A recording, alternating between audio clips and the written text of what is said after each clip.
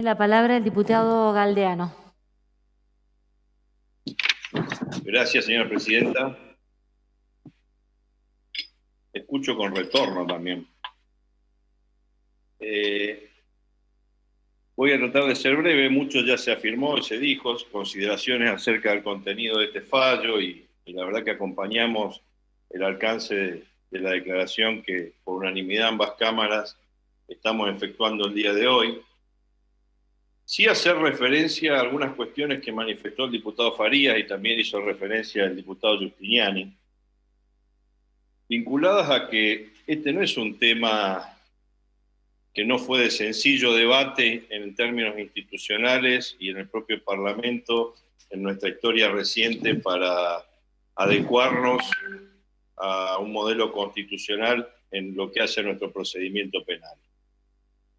La verdad que si hay algo que me hace ruido este fallo y suena extraño decirlo acá, pero la verdad que hay que ser sincero y plantearlo con todas las letras, es que no solamente es un fallo inédito, inconsistente, acá se dijo, no respeta ni siquiera los considerados básicos, los fundamentos constitucionales que debería tener, sino que es peligrosamente un retroceso en términos de nuestro orden institucional y nuestro funcionamiento del proceso penal. Y esos vientos que pueden soplar hoy, que nos llevan hacia atrás, nos llevan a un modelo conservador de la justicia penal, fueron quienes opusieron resistencia firme a los inicios de la adecuación institucional de la provincia de Santa Fe a los principios de la Constitución Nacional y los tratados internacionales que nuestro país suscribió. Porque el proceso que acá se hizo mención, que comenzó siendo la única provincia, ya no del país, del mundo, que tenía un proceso inquisitivo y escrito, que daba cualquier cosa menos certeza y celeridad a la hora de la prestación de justicia, un proceso que tuvo resistencias, y tuvo resistencias de sectores de la justicia, y tuvo resistencias de sectores de la política. Y por eso es saludable que nosotros mínimamente reflexionemos acerca de las implicancias de todo ese proceso histórico que tuvo la provincia de Santa Fe en términos de su proceso penal y su adecuación constitucional. Nosotros no solo tuvimos el fallo Fraticelli que declaró inconstitucional nuestro sistema jurídico, sino pronunciamientos de organismos internacionales que exigieron, instaron, solicitaron y peticionaron a la provincia de Santa Fe que cambie de una vez por todas. Y eso llevó a que condicionados y acorralados sectores más conservadores del Poder Judicial, de la justicia y también de la academia tuvieran que reaccionar. En realidad empezó Reutemann allá por el 92, cuando conformó una comisión para elaborar un anteproyecto que adecúe el Código de Procedimiento Penal. La integraban dos abogados, Víctor Corbalán y Jorge Vázquez Rossi, uno de Santa Fe y uno de Rosario, dos jueces, Ramón Ríos de Rosario y Julio Dolazábal de Santa Fe, legisladores de ambas cámaras, Mascheroni, Caballero Martínez, Baltusi, y elaboraron un anteproyecto que supuestamente tenía el placer, el acompañamiento de los organismos más trascendentes y superiores de la justicia santafesina. Sin embargo, ni bien se terminó, duró 2 años, comenzaron los cuestionamientos de esos mismos sectores que hacían un guiño aparente para que las cosas cambien. Y acá algunos lo mencionaron, y empezaron con que era muy caro, que era un diseño hecho para un país nórdico, ahora que está de moda compararnos, Noruega, Suecia, Finlandia, que no servía para Santa Fe. Pero ¿saben quiénes fueron también los principales opositores a esos cambios? Los fiscales, que estaban mucho más cómodos siendo designados a dedo por un poder judicial sin concurso, sin que nadie se entere de quién los nombraba, y después eventualmente ser juzgados su conducta, su accionar, por ese mismo sistema administrativo. Era una jerarquización absoluta de lo que hoy entendemos por el Ministerio Público, pero ellos estaban más cómodos. Y así fue que hubo oposición, por eso no se avanzó. Y pasaron 10, 12 años hasta que de nuevo Santiago Mascheroni con Danilo Quilibarda convocaron a Julio Dolazábal, adaptaron ese código de anteproyecto que había elaborado la comisión, ya con el fallo Fraticelli exigiéndole a la provincia de Santa Fe cambio, colocándola en mora institucional y constitucional, y fue así como de ese proyecto, de dos sectores políticos que eran oficialismo y oposición, surgieron consensos y se construyeron los consensos para darle sanción definitiva al primer código de procedimiento penal con el principio oral y acusatorio que tuvo nuestra provincia. Pero no terminó ahí, porque ahí vino Wiener en el 2007 y le asignó con muchísima decisión política lo que le faltaba, recursos para implementarlo. Y no solo recursos, consenso y decisión política de la gestión, en aquel momento el ministro Superti, de llevar adelante los cambios que implicaban la creación del Ministerio Público de la Acusación y del Servicio Público Provincial de la Defensa. Porque el código por sí mismo, si no creábamos el MPA y no se creaba el sistema de defensa, no tenía el mismo anclaje razonable en términos de operatividad normativa, de cumplir con esos principios constitucionales. Y no solo Wiener, porque también Bonfatti, con toda la discusión que hubo en aquel momento en la legislatura, puso un plazo de decir, bueno, a partir de ahora esto se aplica. Y lo hizo por decreto y concurrimos mucho a un acto que se hizo institucional donde participaron los legisladores, intendentes, representantes del Poder Judicial, que se hizo en el Colegio Inmaculado, donde se dijo, a partir de tal fecha esto comienza a aplicarse, ya no por circunscripciones, se comienza a aplicar en toda la provincia, y todos descreían, viendo la cantidad de causas del sistema conclusional que se acumulaban y que nadie sabía dónde iban a ir a parar. Y eso hay que valorarlo, porque fue un proceso tremendamente complejo en la historia santafesina, con muchísima resistencia de sectores que pareciera hoy empiezan a ganar fuerza para dar un pasito adelante, correrlo por un lado y querer retroceder hacia atrás. Y eso es lo que está en juego. Porque cuando sancionó la ley del MPA, la legislatura, como bien dijo, creo que fue el diputado Giustiniani por unanimidad, la 13.013, y basó a la Corte solicitando la inconstitucionalidad porque le quitaba la jefatura de los fiscales y la superintendencia a la Procuración de la Corte y a la propia Corte. La Corte fue un proceso también de conversación con el Ejecutivo y con la legislatura para dictar esa acordada del 2010. Y la verdad que fue valioso el aporte de la Corte, porque se autolimitó en la atribución de gobierno y superintendencia respecto de fiscales y defensores. Y permitió la constitucionalidad de la ley 13.013, que nunca estuvo cuestionada. Y los que hoy se llenan la boca cuestionando la 13.807 no dicen nada de la 13.013. Acá se mencionó. O sea, la legislatura está habilitada constitucionalmente, políticamente, para juzgar el desempeño y la conducta del fiscal general, del fiscal regional, de los defensores públicos regionales y generales, y no lo puede hacer con los fiscales de grado. ¿Dónde está escrito eso?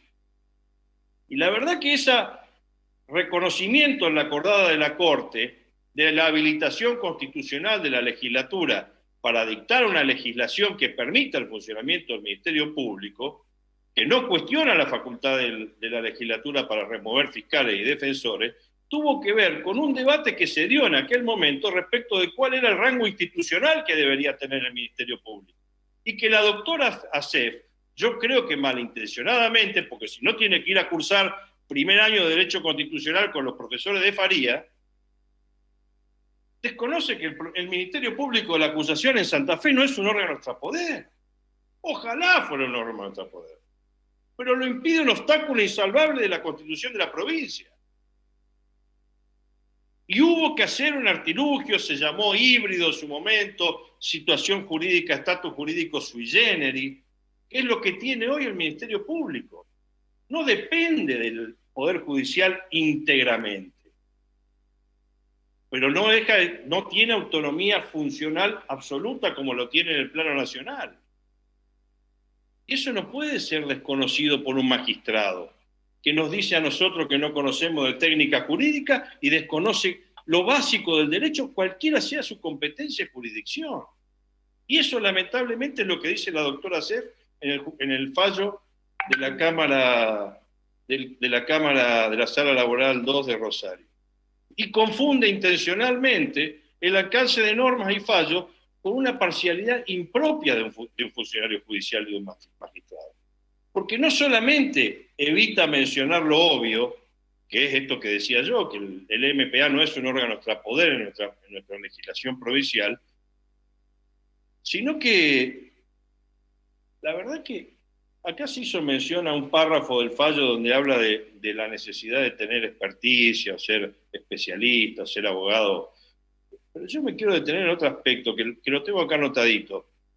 La jueza dice que la legislatura puede ser sometida a presiones mediáticas, puede buscar poder para disciplinar a funcionarios que investigan, y los integrantes, o sea, todos nosotros, no estamos preparados, ni podemos contar, ni contamos con los medios y la fortaleza de espíritu suficiente para cumplir adecuadamente nuestra función, y estamos sujetos a presiones de cualquier índole. La verdad que esta legislatura, la actual y las anteriores, fueron las que pelearon denodadamente para que el MPA existiera, para que tuviera recursos, para que pudiera funcionar, para que los fiscales fueran nombrados, para que tuvieran presupuesto, para que tuvieran autonomía funcional, para que tuvieran la mayor independencia posible, etcétera, etcétera, etcétera. Y la verdad que no se explica por qué este planteo, solamente con mucha parcialidad. La autonomía está garantizada, lo dijeron varios acá, la autonomía funcional no puede confundirse con la ausencia de controles.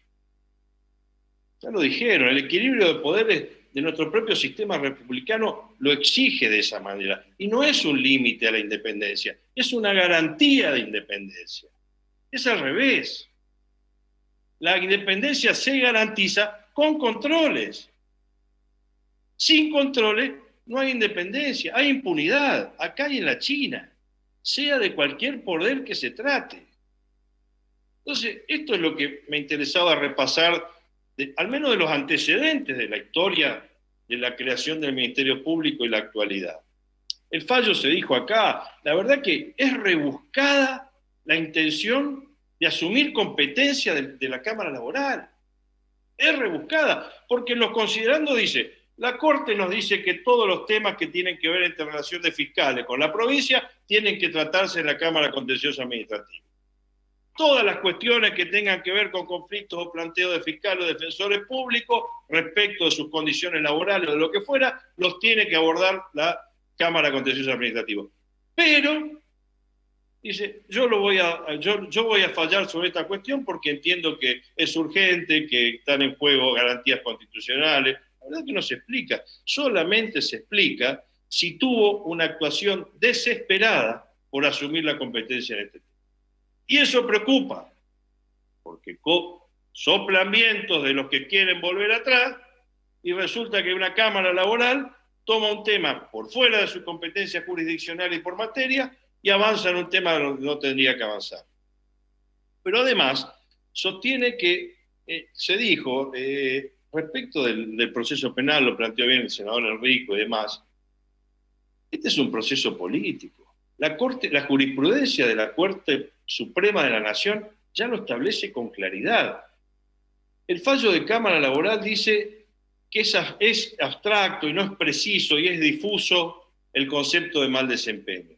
El concepto de mal desempeño es un concepto eminentemente político.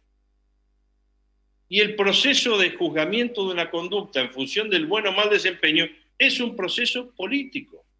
La definición, el alcance y la configuración de mal desempeño, lo dice la Corte Suprema de Justicia de la Nación, es facultad excluyente del tribunal político que lleva adelante un juicio de características políticas, que tiene que ver con el buen o mal desempeño, es atribución nuestra determinarlo. No es una categoría abstracta o imprecisa. La Corte también dice que un tribunal político no es un tribunal de justicia. Ejerce en un juicio político competencias de carácter administrativo, de índole administrativo. Pero yo me quiero detener en un temita más. El proceso de designación de los fiscales es un proceso político. Su designación es política. La naturaleza de la decisión con la que todos nosotros votamos a favor o en contra de un determinado postulante o un determinado cargo del Ministerio Público de la acusación es una decisión política. No requiere ningún fundamento técnico jurídico. Nos gusta el perfil, sus antecedentes, lo que propone o la cara. Es una decisión política. Y pretender que esto sea un proceso judicial tergiversa la naturaleza misma de la designación. Y la designación política de los fiscales fue un logro de la legislatura y de los gobiernos que pasaron.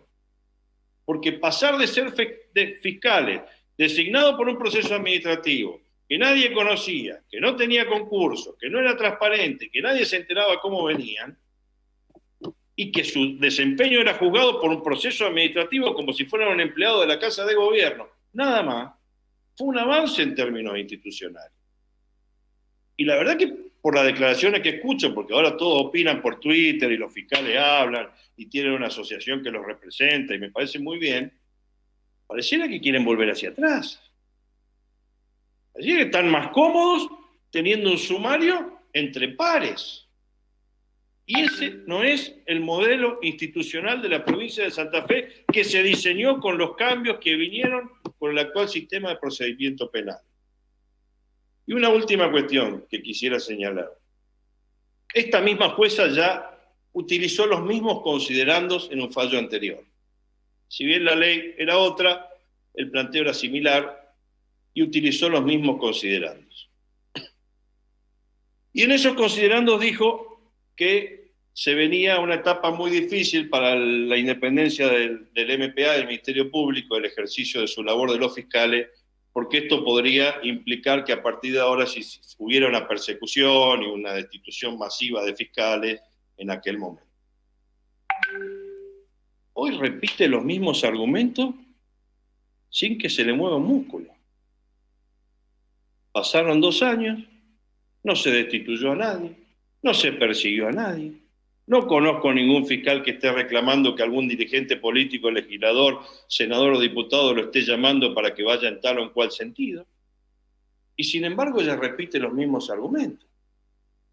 ¿De dónde escucha los argumentos la jueza de la Cámara Laboral para decir hace 2 años que íbamos a destituir a todo el mundo, por eso cambiamos la ley, y ahora seguimos la misma a pesar de que hace 2 años que no hacemos nada en ese sentido? Es más, yo soy de los que piensan, lo he charlado con muchos de los integrantes de esta asamblea, que en algunos puntos hemos tenido hasta morosidad en el tratamiento de algunas cuestiones, o lentitud si se quiere. Los procedimientos no estaban claros, por eso también la decisión de delegar en otra reforma legislativa las faltas leves a la auditoría para que tengan un procedimiento con mayor celeridad. Yo la verdad que creo que el equilibrio es básico, el equilibrio en el poder es la base de un modelo republicano. Los mecanismos de control son elementales, y esa es la impronta y el diseño institucional de nuestra provincia y de nuestro país. Los controles cruzados, acá se dijeron, son vitales y es la única garantía de transparencia. Así que por estas consideraciones, avalando todo lo que se ha dicho acá por legisladores preopinantes, acompañamos esta declaración, no sin manifestar nuestra preocupación por el alcance de este fallo y la situación que se está viviendo en términos institucionales en nuestra provincia. Gracias, señora presidenta.